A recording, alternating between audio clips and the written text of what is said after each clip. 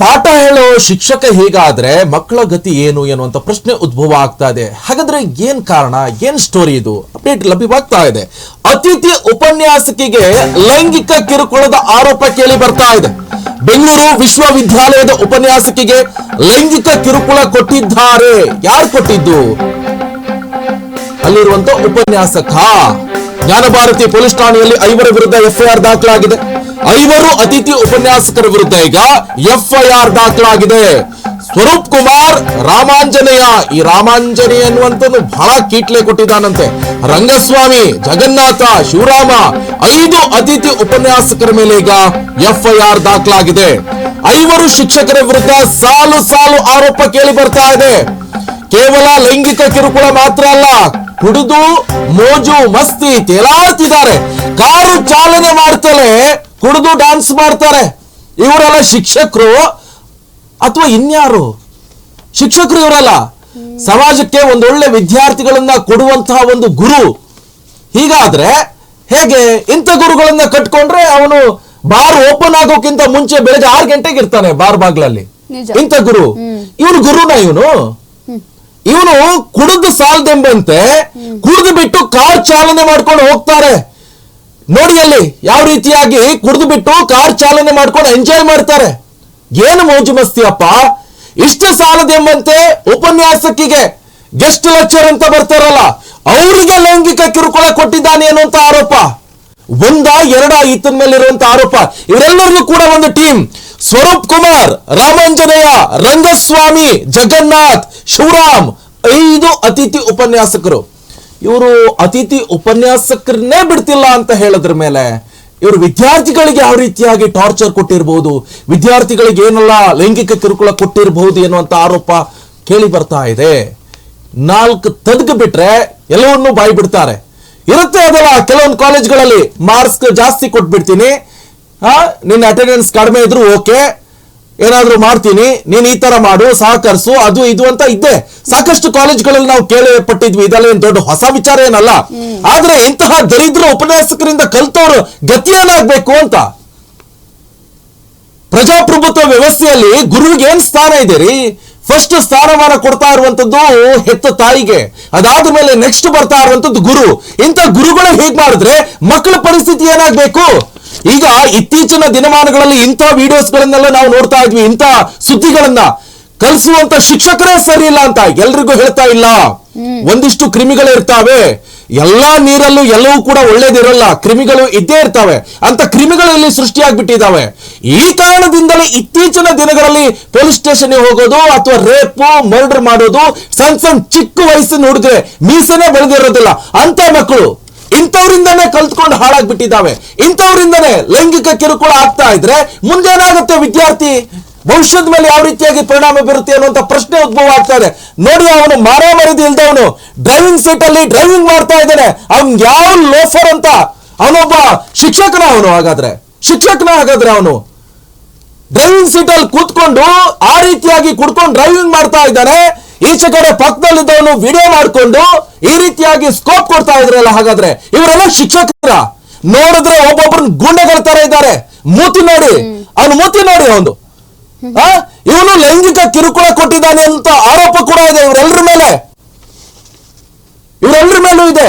ಇವರಿಂದ ಕಲ್ತ್ಕೊಂಡು ಉದ್ಧಾರ ಆದವ್ರು ಯಾರಿದ್ದಾರೆ ಹಾಗಾದ್ರೆ? ಮತ್ತೆ ಅವ್ರನ್ನ ಅಲ್ಲಿಗೆ ಸೇರಿಸ್ಕೊಳ್ಳೇಬಾರದು.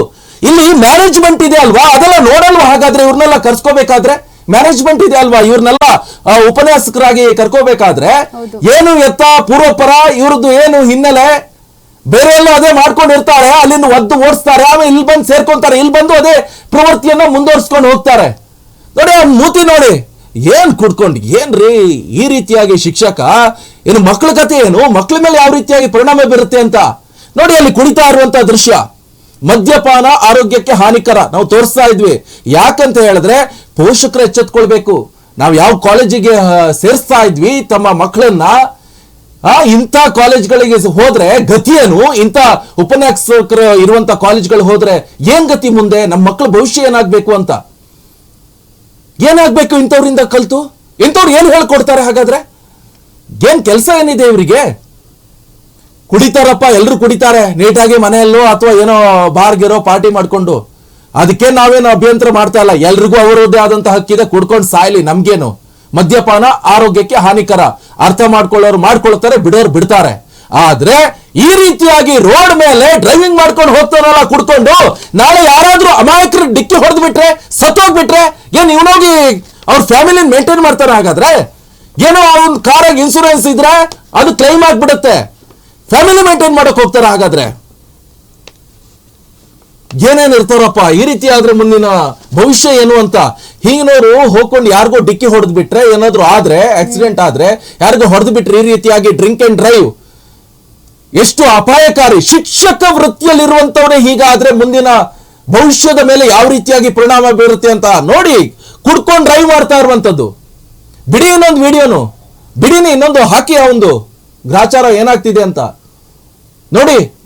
ಕುಡ್ಕೊಂಡು ತೇಲಾಡ್ತಿದ್ದಾನೆ ಇವನು ಶಿಕ್ಷಕನ, ನಿಜವಾಗ್ಲೂ ಈತ ಉಪನ್ಯಾಸಕನ? ಹಾಗಾದ್ರೆ ಕಾಲೇಜು ವಿದ್ಯಾರ್ಥಿಗಳ್ರಿ, ಮೀಸೆ ಚಿಗುರ್ತಾ ಇರುವಂತ ವಯಸ್ಸು, ಸಣ್ಣ ಪುಟ್ಟ ಏನೋ ಆದ್ರೂ ಕೂಡಲೂ ಇವರು ಎಚ್ಚೆತ್ಕೊಂಡ್ಬಿಡ್ತಾರೆ ವಿದ್ಯಾರ್ಥಿಗಳು. ಯಾವ ಕಡೆ ಅವರ ಮನಸ್ಸು ಹೋಗುತ್ತಂತಾನೆ ಗೊತ್ತಾಗೋದಿಲ್ಲ. ಈಗ ಬರ್ತಾವಲ್ಲ ದೊಡ್ಡ ದೊಡ್ಡ ಪ್ರತಿಭಟನೆ, ಅದು ಇದು ಮಣ್ಣ ಮೊಸರ ಅಂತ ಹೇಳ್ಕೊಂಡು, ನೇಪಾಳದಲ್ಲಿ ಆಯ್ತಲ್ಲ ಇದೆ. ಹೊಸ ಹೊಸ ಪೀಳಿಗೆ ಮಕ್ಕಳು, ಮಕ್ಕಳದ್ದು ಅವ್ರ ಭವಿಷ್ಯದ ಮೇಲೆ ಯಾವ ರೀತಿಯಾಗಿ ಪರಿಣಾಮ ಬೀರುತ್ತೆ. ಇದೇ ತರ ಕುಡ್ಕೊಂಡು ಮಾಡ್ಕೊಂಡಿದ್ರೆ, ಬೇಡಪ್ಪ ನಮ್ ಶಿಕ್ಷಕರೇ ಕುಡ್ಕೊಂಡಿರ್ತಾರೆ, ನಾವು ಅವ್ರ ಜೊತೆ ಹೋಗೋಣ ಪಾರ್ಟಿಗಂತ ಈ ಮನಸ್ಥಿತಿ ಬಂದ್ಬಿಡತ್ತೆ ನೋಡಿ. ನಮ್ಗೆಲ್ಲ ಯಾವ ಮಟ್ಟಿಗೆ ಭಯ ಇತ್ತು, ಶಿಕ್ಷಕರು ಟೀಚರ್ಸ್ ಅಂದ್ರೆ ಹೆದರ್ಕೋತಾ ಇದ್ವಿ ನಾವೆಲ್ಲ. ಹೊಡಿತಾರೆ, ಬೈತಾರೆ, ಪನಿಷ್ಮೆಂಟ್ ಕೊಡ್ತಾರೆ, ಎಲ್ಲ ನಮ್ಮ ಮನೆಗಳಲ್ಲಿ ಹೋಗ್ಬಿಟ್ಟು ಕಂಪ್ಲೇಂಟ್ ಹೇಳ್ಬಿಡ್ತಾರೋ ಅಂತೇಳಿ ಭಯ ಇತ್ತು. ಆ ಒಂದು ಕಾಲ ಇತ್ತು. ಈಗ ನೋಡಿ ಇದು ಈ ಕಾಲ ಇರುವಂತದ್ದು. ಈಗ ಹೇಗಂತೇಳಿ ಯಾವ ಕಾಲೇಜ್ಗಂತ ಸೇರಿಸ್ಬೇಕು ನೋಡಿ. ನಿಜವಾಗ್ಲೂ ಪೋಷಕರು ನೋಡ್ಬೇಕಾಗತ್ತೆ ಇವೆಲ್ಲವೂ ಕೂಡ. ಆಮೇಲೆ ಇಂಥವ್ರಿಗೆ ಮೊದಲು ಸಸ್ಪೆಂಡ್ ಮಾಡ್ಬೇಕು. ಇಂಥವ್ರ ಸಪೋರ್ಟ್ ಇಂದ ಬೇರೆಯವರು ಅದೇ ಮಾಡಿದ್ರೆ, ವಿದ್ಯಾರ್ಥಿಗಳ ಫೋನ್ ಮಾಡ್ಬಿಟ್ಟು ಕರೆಸ್ಬಿಟ್ಟು ಅವ್ರ ಜೊತೆನೂ ಪಾರ್ಟಿಗೆ ಹೋಗ್ತಾನೆ. ಅವ್ರು ಹೇಳ್ದಲ್ಲಿ ಬರ್ಬೇಕು ಮಾಡ್ಕೊಂಡು ಪಾರ್ಟಿಗೆ ವಿದ್ಯಾರ್ಥಿಗಳನ್ನು ಎತ್ಕಟ್ತಿದ್ದಾನೆ ಅನ್ನೋ ಆರೋಪ ಕೂಡ ಇತರ ಮೇಲೆ ಕೇಳಿ ಬರ್ತಾ ಇದೆ. ಕಾಲೇಜ್ ಅನ್ಕೊಂಡಿದ್ರೆ ಏನ್ ಅನ್ಕೊಂಡಿದ್ದಾರೆ? ಏನಪ್ಪ ಇವ್ರದ್ದೆಲ್ಲ ಮನಸ್ಥಿತಿ, ಡ್ರೈವ್ ಮಾಡ್ಕೊಂಡು ಹೋಗ್ತಾರೆ. ನೋಡಿ ಆತನ ಹಣೆ ಬರಹ, ಪಾಸ್ ಮಾಡೋಕೆ 20,000 ರೂಪಾಯಿ ಕೊಡ್ಬೇಕಂತೆ ಲೆಟರ್ ಇದು. ಈತ ವಿದ್ಯಾರ್ಥಿಗಳನ್ನ ಪಾಸ್ ಮಾಡೋಕೆ ಮತ್ತೆ 20,000 ಏನಕ್ಕೆ? ಎಂಜಾಯ್ ಮಾಡೋಕೆ ಮೇಲ್ ಮಾಡಿರುವಂತದ್ದು ಇದು. ಪಾರ್ಟಿ ಮೋಜು ಮಸ್ತಿ ಅದಕ್ಕೋಸ್ಕರ ಕುಡ್ಕೊಂಡು ತೇಲಾಡೋಕೆ, ಇನ್ಯಾರ್ದು ಜೀವದ ಜೊತೆ ಪ್ರಾಣ ಚೆಲ್ಲಾಟ ಆಡೋಕೆ. ಅಯೋಗ್ಯರು ಇವರು, ಮೂರ್ಖರು, ಶಿಕ್ಷಕರು ಅನ್ಸ್ಕೊಳ್ಳೋಕೆ ನಾಲಾಯಕ್ಗಳು ಇವರೆಲ್ಲ. ನಿಜವಾಗ್ಲೂ ನಾಲಾಯಕ್ಗಳು, ಮೂರ್ಖರು ಇವರು. ಶಿಕ್ಷಕ ವೃತ್ತಿಗೆ ನಾಲಾಯಕ ಇವರು. ಇವರಿಗೆ ಹೇಳ್ತಾ ಇರುವಂತದ್ದು, ಎಲ್ರಿಗೂ ಹೇಳ್ತಾ ಇಲ್ಲ, ನಾಳೆ ಎಲ್ರಿಗೂ ಎತ್ಕೊಂಡು ಬರಬೇಡಿ, ಇವರಿಗೆ ಹೇಳ್ತಾ ಇರುವಂತದ್ದು. ನಾಲಾಯಕ ಇವರು ಕುಡ್ಕೊಂಡು ಡ್ರೈವ್ ಮಾಡ್ತಾರೆ, ಇಂಟರ್ನಲ್ ಮಾರ್ಕ್ ಕೊಡೋಕೆ 20,000 ರೂಪಾಯಿ ಕೇಳ್ತಾರೆ. ಏನ್ ಕಲ್ತ್ಕೊಂಡು ಏನಾಗ್ತಾರೆ? ಹಾಗಾದ್ರೆ ಕರೋನಾ ಟೈಮಲ್ಲಿ ಒಂದಿಷ್ಟು ಜನ ಪಾಸ್ ಆಗಿದ್ರು ಅಂತ ಈಗಲೂ ಟ್ರೋಲ್ ಮಾಡ್ತಾರಲ್ಲ, ಹಂಗಾಗಿ ಪರಿಸ್ಥಿತಿ. 20,000 ಕೊಟ್ಕೊಂಡು ಪಾಸ್ ಮಾಡ್ಕೊಂಡು ನೆಕ್ಸ್ಟ್ ಉದ್ಯೋಗದಲ್ಲಿ ಏನ್ ಮಾಡ್ತಾರೆ ಆತ? ಏನ್ ಮಾಡ್ತಾರೆ? ಯಾವ್ದೋ ಸರ್ಕಾರಿ ಉದ್ಯೋಗಕ್ಕೆ ಸೇರ್ಕೊಂಡ್ರೆ ಭ್ರಷ್ಟಾಚಾರ ಶುರು ಮಾಡ್ತಾನೆ. ಯಾಕಂದ್ರೆ ಇಲ್ಲಿಂದನೇ ಶುರು ಆಯ್ತಲ್ಲ, ಇಲ್ಲಿಂದನೇ ಶುರು ಆಯ್ತಲ್ಲ, ಲಂಚ ಕೊಡೋದು ಇಸ್ಕೊಳ್ಳೋದು ಇಲ್ಲಿಂದನೇ ಶುರು ಆಯ್ತು. ಅಂದ್ರ ಮೇಲೆ ಯಾವ್ದೋ ಸರ್ಕಾರಿ ಉದ್ಯೋಗಕ್ಕೆ ಹೋದ್ರೆ ಅಲ್ಲೂ ಲಂಚ ಪಡಿತಾನೆ, ಅಲ್ಲೂ ಭ್ರಷ್ಟಾಚಾರ ಶುರು ಆಗತ್ತೆ. ಇನ್ನೇನಾಗತ್ತೆ ಮತ್ತೆ? ಎಲ್ಲಿಂದ ಶುರು ಆಯ್ತು? ಇಂಥ ಒಂದು ಅಯೋಗ್ಯ ಮೂರ್ಖ ಶಿಕ್ಷಕರು, 4 ಶಿಕ್ಷಕರಿಂದ ಶುರು ಆಯ್ತಲ್ವಾ? ಕುಡ್ಕೊಂಡು ರಂಪಾಟ ಮಾಡ್ತಾ ಇದ್ದಾನೆ, ಕುಡ್ಕೊಂಡು ಡ್ರೈವಿಂಗ್ ಸೀಟ್ ಅಲ್ಲಿ ಕೂತ್ಕೊಂಡು ಡ್ರೈವ್ ಮಾಡ್ತಿದ್ದಾರೆ. ಇನ್ನೊಬ್ಬ ಮೋಜು ಮಸ್ತಿ ವಿಡಿಯೋ ಮಾಡ್ತಿದ್ದಾನೆ ಅವನು, ಅಯೋಗ್ಯ. ಯಾರಿಗಾದ್ರೂ ಹೋಗಿ ಡಿಕ್ಕಿ ಹೊಡೆದು ಬಿಟ್ರೆ ಅವ್ರ ಫ್ಯಾಮಿಲಿ ಇರುತ್ತೆ ರೀ. ನಿಮ್ಮ ಅಯೋಗ್ಯತನಕ್ಕೆ, ನಿಮ್ಮ ಈ ಮೋಜು ಮಸ್ತಿಗೆ ಇನ್ನೊಬ್ರು ಫ್ಯಾಮಿಲಿನ ಯಾಕೆ ಹಾಳು ಮಾಡ್ತೀರಾ ನೀವು? ರೋಡಲ್ಲಿ ಎಷ್ಟೋ ಜನ ಹೋಗ್ತಾ ಇರ್ತಾರೆ, ಡಿಕ್ಕಿ ಹೊಡ್ಕೊಂಡು ಅವ್ರನ್ನ ಸಾಯಿಸ್ಬಿಟ್ರೆ ಏನ್ ನೀವು ಫ್ಯಾಮಿಲಿ ನೋಡ್ಕೊಡ್ತೀರಾ? ಹೋದ ಜೀವ ಮತ್ತೆ ಬರುತ್ತಾ? ಹಾಗಾದ್ರೆ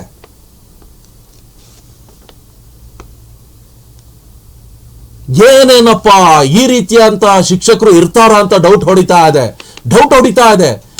ಕುಡ್ಕೊಂಡು ಕಾಲೇಜ್ ಬಾಗ್ಲಿ ಬರೋದು, ಸ್ಕೂಲಲ್ಲಿ ಮೆಟ್ಲ ಮೇಲೆ ಮಂದ್ಕೊಂಡು ಒದ್ದಾಡೋದು, ಕುಡ್ಕೊಂಡು ಡ್ರೈವಿಂಗ್ ಮಾಡೋದು.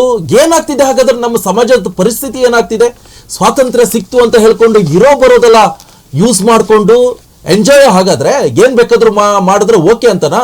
ಸದ್ಯ ಇವ್ರ ವಿರುದ್ಧ FIR ದಾಖಲಾಗಿದೆ.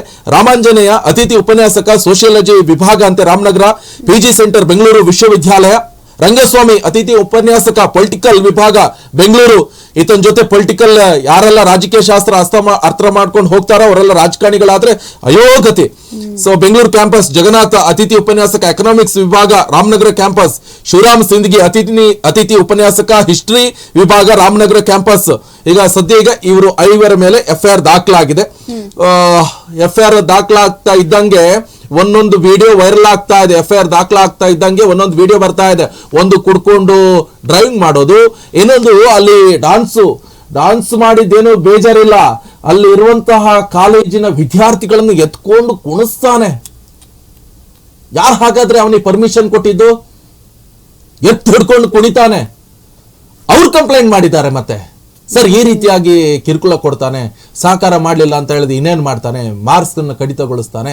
ಯಾಕಂದ್ರೆ ಪ್ರೂಫ್ ಇದೆಯಲ್ಲ, 20,000 ಕೇಳ್ತಾ ಇದ್ದಾನಲ್ಲ ಇಂಟರ್ನಲ್ ಮಾರ್ಕಿಗೆ. ಎಷ್ಟು ಇವ್ರ ಹತ್ರ ಇಂಟರ್ನಲ್ ಮಾರ್ಕ್ ಇದೆ ಅಲ್ವಾ? ಕೆಲವರೆಲ್ಲ ಒಂದು ಎಡ್ಜಲ್ ಪಾಸ್ ಆಗೋಕೆ ಹೋಗಿರ್ತಾರೆ.